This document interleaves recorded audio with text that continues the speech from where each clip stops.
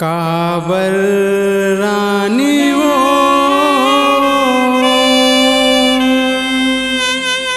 तोर सपना थे सोए दस नामा नींद नहीं आवे सुरता तोर सता थे।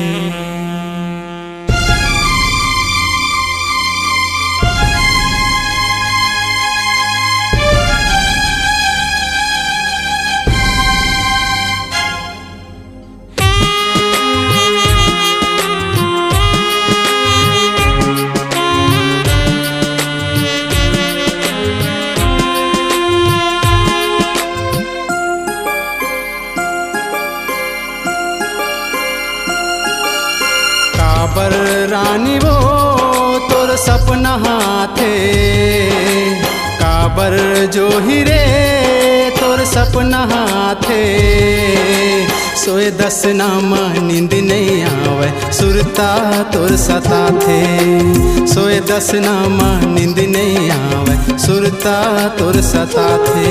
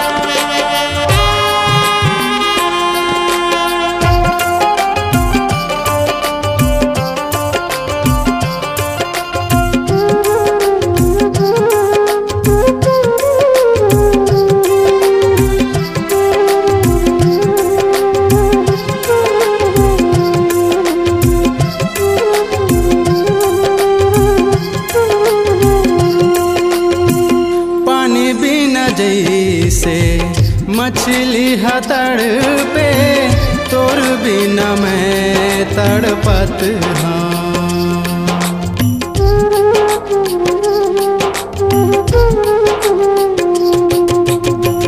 पानी बिना जैसे मछली हतड़ पे तोर बिना मैं तड़पत हाँ वो तोर बिना मैं तड़पत हूँ सुरता तोर वो मोला बैहा बनाते सुरता तोर वो मोला बैहा बनाते सोए दस नामा नींद नहीं आवे सुरता तोर सता थे सोए दस नामा नींद नहीं आवे सुरता तोर सता थे।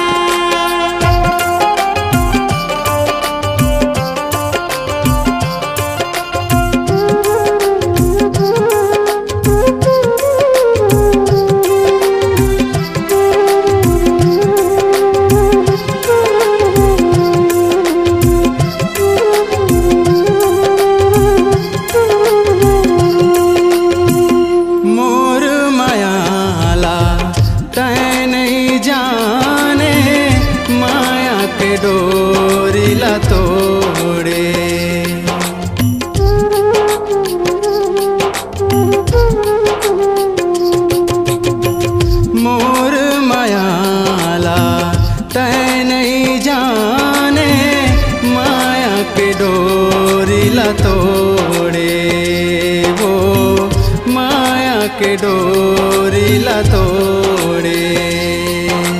मारे दिल में बान बड़ पीड़ा थे, मारे दिल में बान रानी बड़ पीड़ा थे।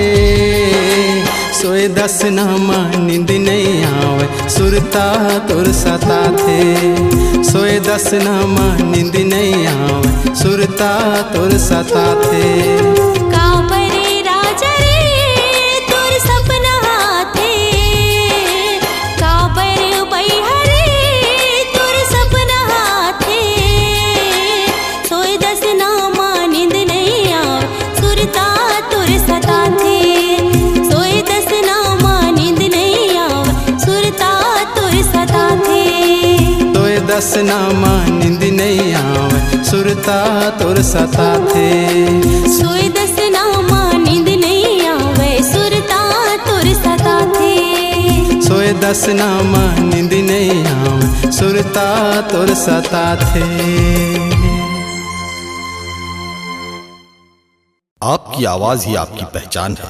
यदि आप अपनी आवाज को एक नया आयाम देना चाहते हैं तो चले आइए मल्टी ट्रैक डिजिटल रिकॉर्डिंग के लिए AVM audio video studio, Khamtarai, Raipur. Mobile number 9301523929 और 7869646201। यदि आप नए एवं पुराने गीत सुनना चाहते हैं तो avmgana.com में जाकर गाना फ्री डाउनलोड करें और YouTube चैनल में AVM गाना और KK कैसेट्स को सब्सक्राइब करें।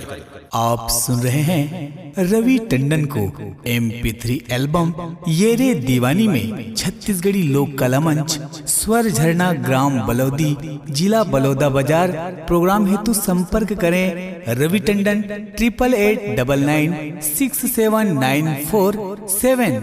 ये रे दीवानी।